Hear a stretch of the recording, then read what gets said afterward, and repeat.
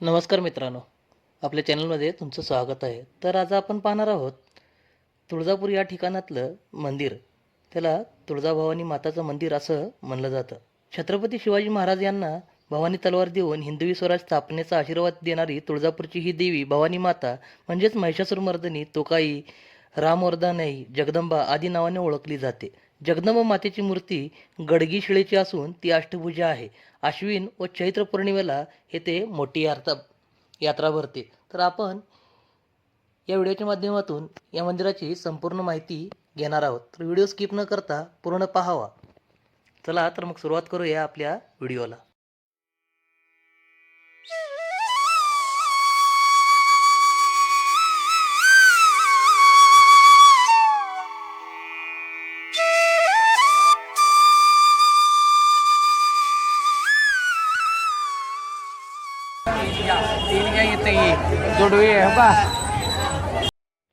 श्री तुळजाभवानी अंबाबाई मंदिर हे महाराष्ट्रातील तुळजापूर येथील एक हिंदू मंदिर आहे. तुळजाभवानी देवी ही महाराष्ट्राची कुलस्वामिनी म्हणून ओळखली जाते. छत्रपती शिवाजी महाराज या मंदिरात नेहमी येत असे. महाराष्ट्रातील 3.5 शक्तिपीठापैकी श्री तुळजाभवानी देवीचे तुळजापूर क्षेत्र हे एक पूर्ण शक्तिपीठ आहे.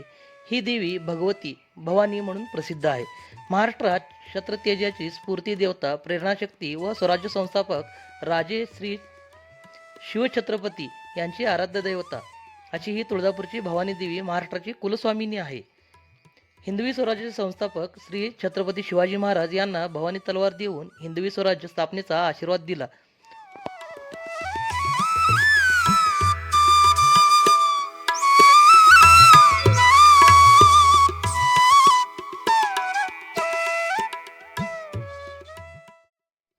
तुळजापूर हे शहर बालाघाटच्या एका कड्यावर वसले आहे. मंदिराच्या काही भागाची धाटणी हेमाडपंथी आहे.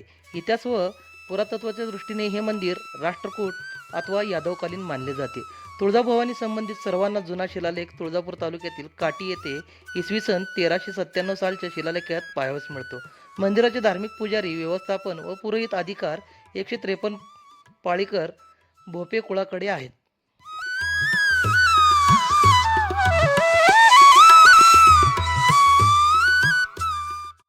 श्री तुळजाभवानी मंदिरात प्रवेश करण्यासाठी 2 मोठी प्रवेशद्वारे आहेत. एका प्रवेशद्वारास राजे शहाजी महाद्वार तर दुसऱ्या दरवाजाला राजमाता जिजाऊ महाद्वार असे नाव देण्यात आले आहेत. देवीच्या मंदिरात जाण्यासाठी दगडी पायऱ्या आहेत. पायऱ्यावरून उतरून खाली गेल्यानंतर गोमुख तीर्थ आहे. येथे दर्शनाला जाण्यापूर्वी भाविक येथे स्नान करतात, तसे हातपायही धुतात. समोरच त्याच्या कल्लोळ तीर्थ आहे. देवीच्या स्नानासाठी 3 तीर्थ एकत्र आली आहेत. कल्लोळ तीर्थाच्या बाबतीत सांगितले जाते, मंदिराच्या मुख्य द्वारापाशी उजव्या सोंड्याच्या सिद्धिविनायक गणपती आहे. आदिशक्ती व आदिमाया व अन्नपूर्णा देवीचे मंदिर ही, त्याचबरोबर आदिमाया शक्ती पाठीमागे मातंगी देवीचे मंदिर असून श्री दत्त मंदिर, यमाई देवी जेजुरी खंडोबा मंदिर ही मंदिराला लक्ष वेधून घेतात.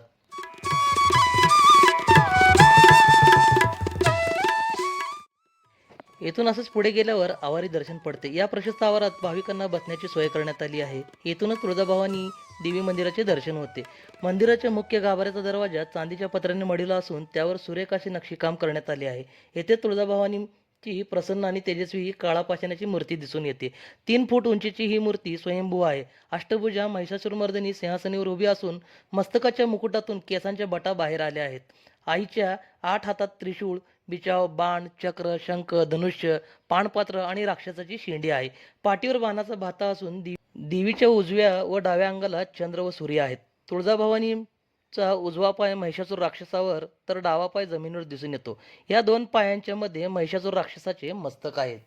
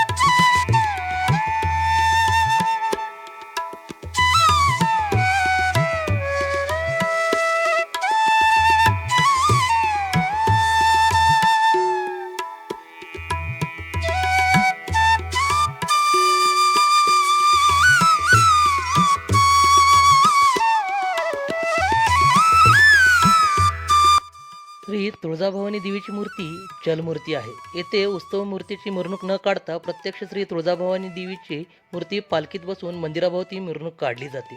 वर्षातून एकूण 3 वेळा मूर्ती सिंहासनावरून हलवून गाभाऱ्याबाहेर असलेल्या पलंगावरती ठेवली जाते.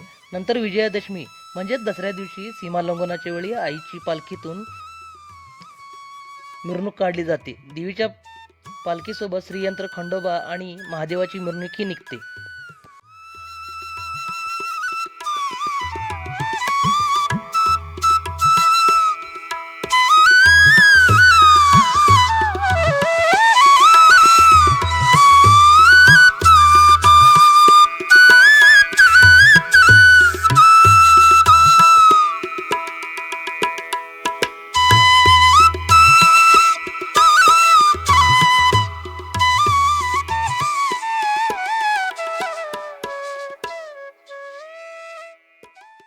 आणि येथे एक वैशिष्ट्य म्हणजे श्री तुळजाभवानी मातेच्या मंदिरामधील रंगपंचमी. श्री देवीचे मंदिरमध्ये पारंपरिक पद्धतीने रंगपंचमी हा उत्सव साजरा होतो.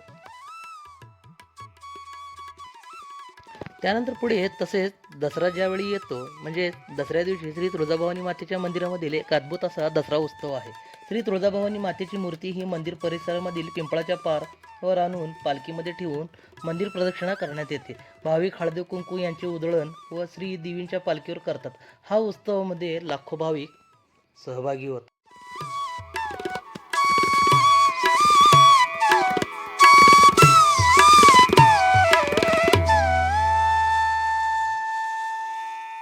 महाराष्ट्रातील इतर मंदिरातील ब्राह्मण किंवा गुरव पुजाऱ्याप्रमाणे भवानी मंदिराचे मुख्य पुजारी हे मराठा पाळीकर भोपे कुळातील आहेत. 153 मुख्य पाळीकर भोपे पुजारी आहेत, जे यात्रेकरूंना सेवा देतात.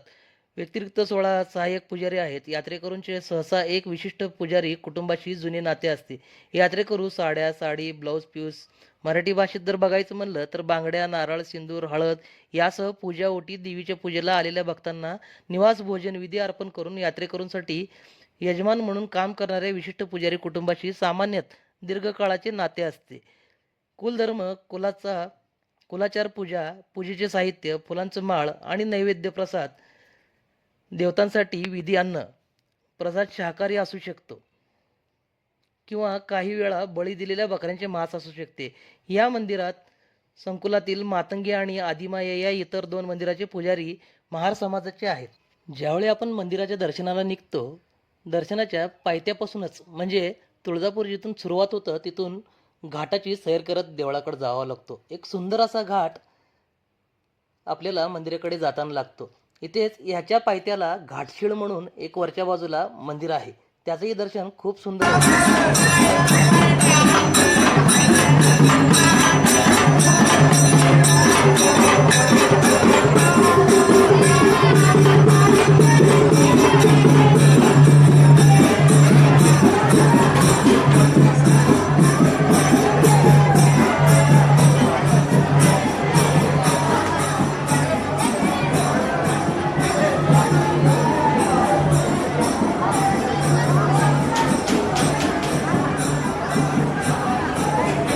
तुळजापूरच्या मंदिरात छबिना उत्सवही खूप मोठा चालतो.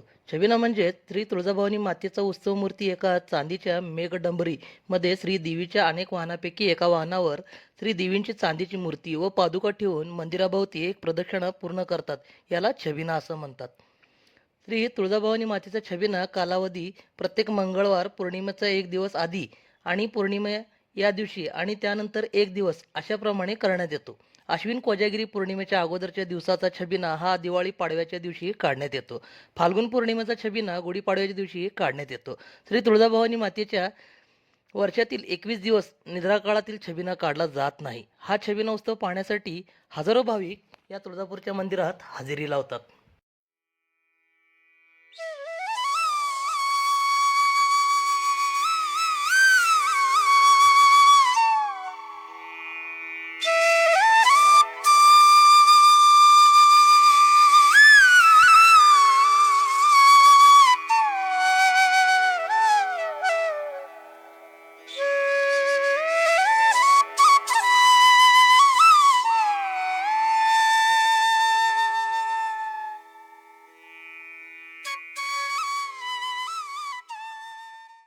श्री तुळजाभवानी माता हे जागृत देवस्थान असून या छबिना उत्सवामध्ये ज्या ज्या ठिकाणी छबिना उभा राहतो त्या त्या ठिकाणी तुळजापूर क्षेत्रातील बाजूतील सर्व गावांच्या हद्दीतील लोक येथे उभे राहून सर्व जगतच्या रक्षणासाठी व कल्याणासाठी देवी उभी राहते. येथे उभे राहून सारे जग पाहते व जगातले कल्याण करते, म्हणून छबिना उत्सव काढण्यात येतो. या छबिना याचे महत्त्व अधिक आहे. तसेच अनेक भाविक छबिनाच्या वेळी श्री तुळजाभवानी मातेच्या मंदिरामध्ये छबिन्यासमोर पोत जाळून आई तुळजाभवानी मातेचा जयघोष करतात. या छबिनामध्ये प्रमुख वाद्य हे संबळ असते. गोंधळी बांधव हे विशिष्ट प्रकारे वाद्य वाजवतात आणि त्यावेळी मंदिर परिसरात हा मंगलमय वातावरणात हा छबिना उत्सव संपन्न केला जातो.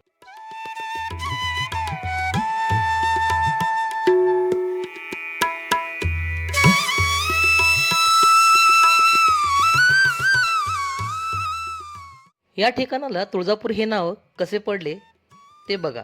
ही भवानी देवी वेळीच अनुभूतीच्या रक्षणासाठी त्वरित धावून आल्यामुळे तिला त्वरिता असे नाव पडले. कालांतराने त्वरिताचे तुळजा व पुढे त्याचे तुळजा झाले. असे मिळून तुळजाचे नाव तुळजापूर असे पडण्यात आले.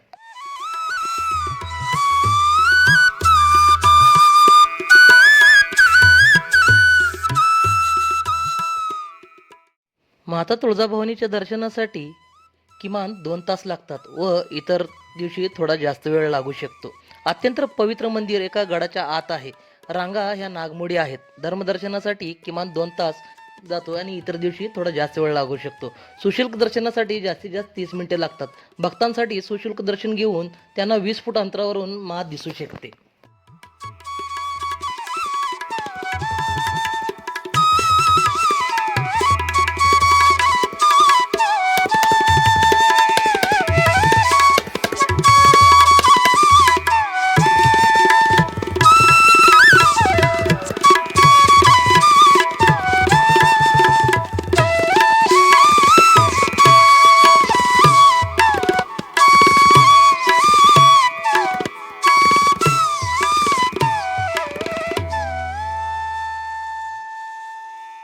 तुळजापूर गाव हे सोलापूरपासून फक्त 44 किलोमीटर अंतरावरती आहे आणि त्या जिल्ह्याचे मुख्यालय म्हणजे धाराशिवपासून फक्त 22 किलोमीटर आणि लातूरपासून 77 किलोमीटर अंतरावर आहे.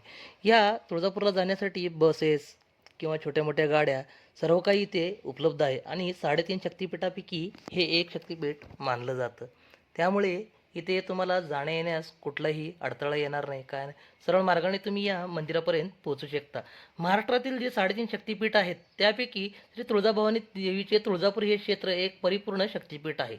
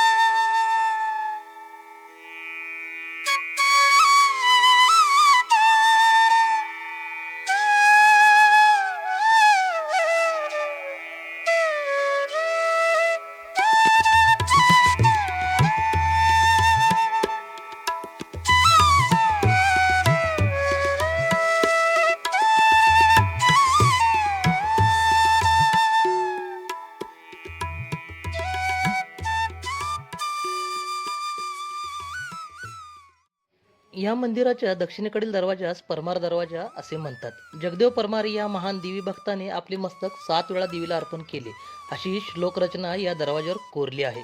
सभामंडपात पश्चिम दिशेला गर्भगृह असून चांदीच्या सिंहासनात पूर्वाभिमुख अशी तुळजाभवानीची देवीची रेखीव व प्रसन्न मूर्ती आहे. ही मूर्ती गंडकी शिळेची असून प्रमाणबद्ध आहे. अष्टभुजा महिषासुरमर्दिनी असे देवीचे मनोहर रूप आहे.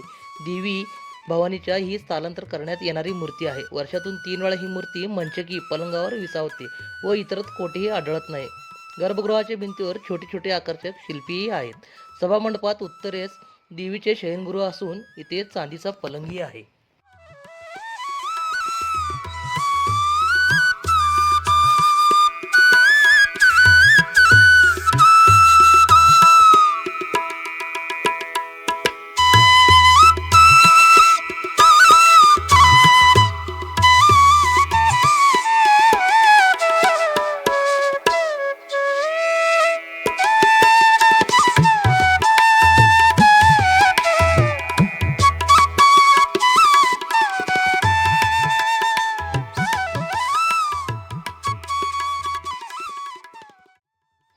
मित्रांनो, व्हिडिओमध्ये दिलेली माहिती कशी वाटली हे कमेंट करून नक्की कळवा.